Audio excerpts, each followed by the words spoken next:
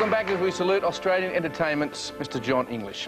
John, it's 1971 and the Tim Rice, Andrew Lloyd Webber rock opera Jesus Christ Superstar is coming to Australia.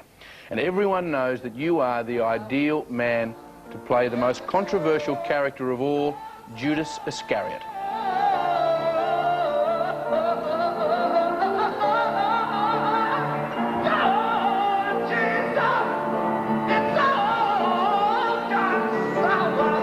And in the beginning, you faced bomb threats and angry protests from those offended by the religious rock opera. And every performance, you spent a grueling 2.5 hours on stage. It includes being suspended 80 feet in the air and having to belt out some of the most demanding songs of the show.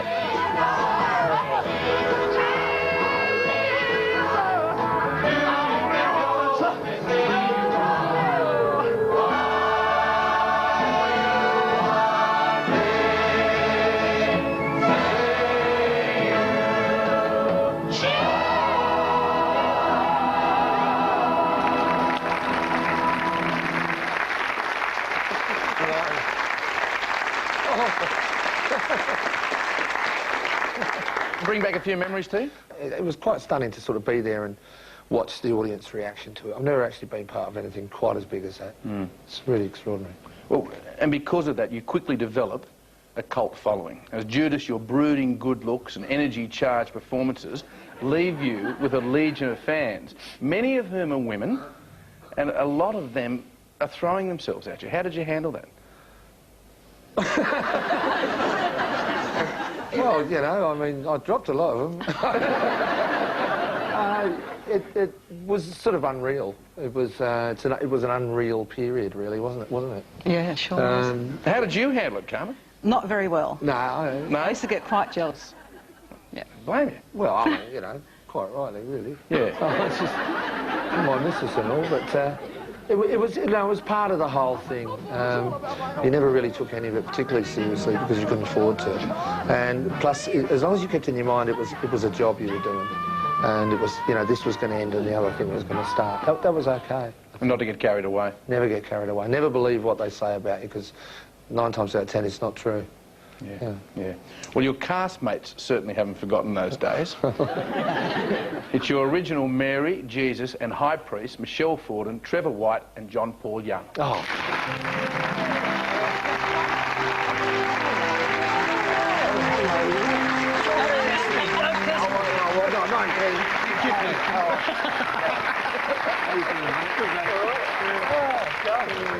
Now, Michelle, did you ever expect Jesus Christ Superstar to be quite as controversial as it was?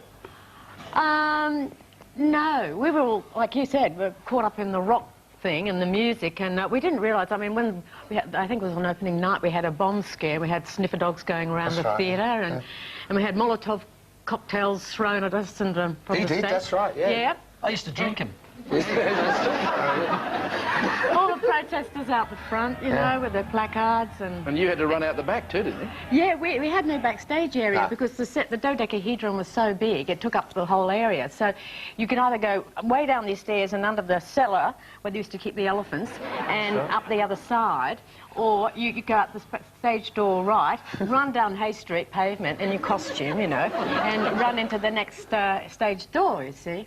And there'd be all the fans waiting out there, and it was that 7 o'clock opener, remember, on the corner? Right. Yeah. They used to shut at 7 o'clock, we'd be out at 8, and they'd all be staggering out going,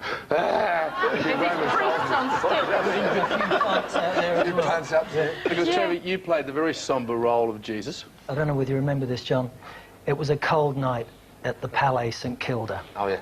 And the opening scene of Act 2 was the Last Supper. The supper table would come down. The apostles were all in place, and they would sing a very reflective song, during which time I would walk downstage to the table, ready to symbolically break bread with my apostles. Unfortunately, somebody broke wind instead. There was this explosion of air that resounded around the theatre. The audience broke up. So did the apostles. It wasn't me, by the way. I wasn't the one.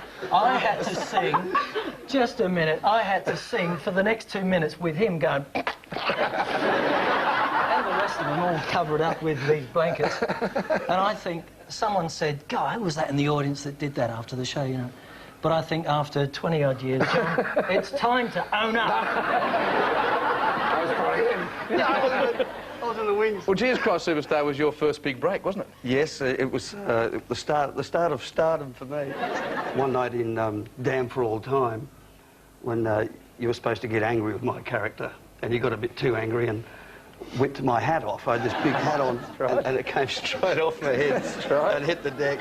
And I was trying to look cool. So I got all this long hair that's been tucked up under a hairnet. And I look like Ena Sharples.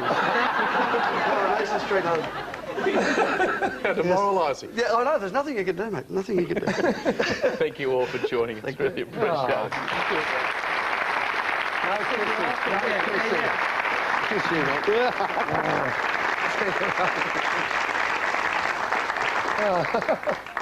John, the success of Superstar is just the beginning for you.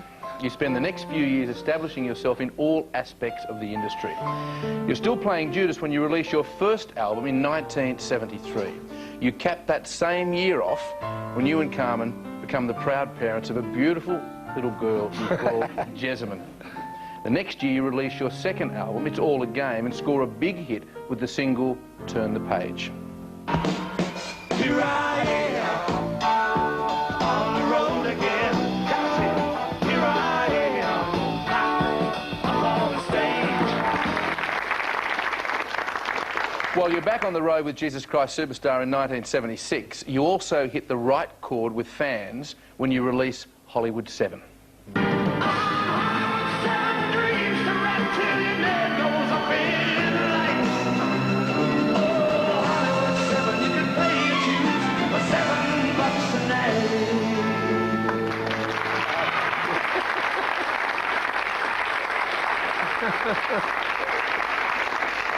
And of course, the hits just keep coming with the release in 1978 of your smash hit, Words Are Not Enough. The words are not enough to show the way I feel about you. For the times I'm not giving up, I know that I will always want you.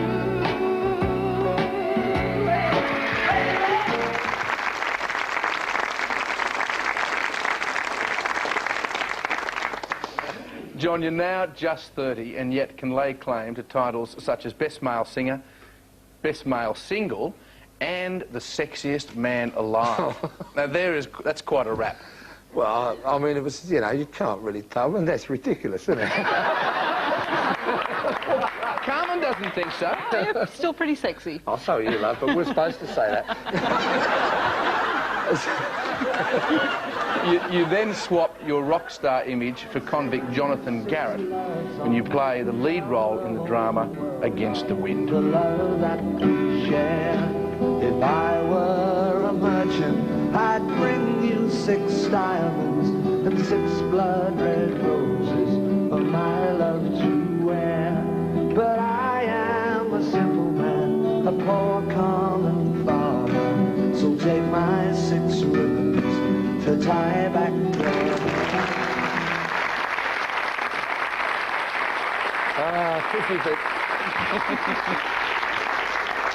Now, your leading lady is Irish actor Mary Larkin, who sends this message from England. Joking, that's great. John, I have to say I'm really pleased they're doing this for you.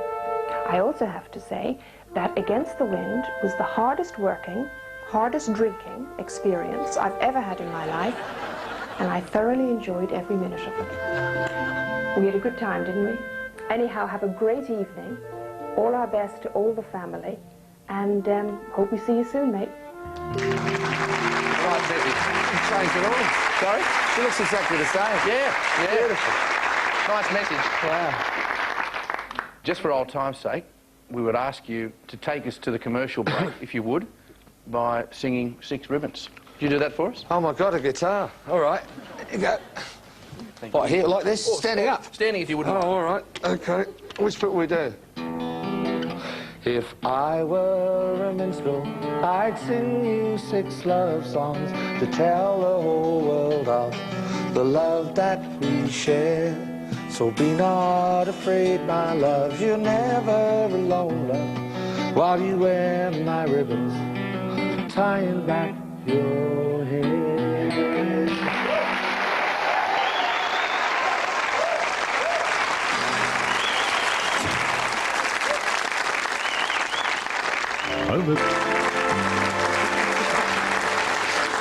Welcome back to the life and times of singer and actor John English. John, you always have